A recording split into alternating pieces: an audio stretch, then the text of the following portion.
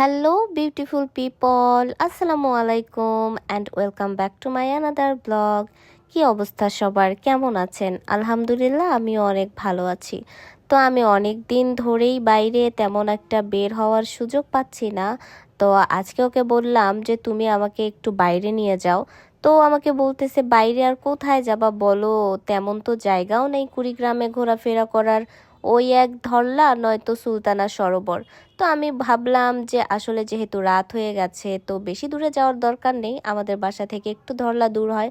তো বললাম যে চলো একটু সরোবর থেকেই ঘুরে আসি, একটু চাটা খেয়ে আসি। তো যাই হোক, বলার সাথে সাথেই ও বলল ঠিক আছে তাহলে রেডি হও, নিয়ে যাচ্ছি তোমাকে। তো দুইজনে রেডি রেডি হয়ে বের হয়ে গেলাম। আর এই দেখেন আমরা এখানে দুইজনে লাইটের সামনে। আমি ওকে বলছিলাম যে তুমি একটু হাই দাও হাই দাও, তারপর ও একটা হাই দিয়ে দিল।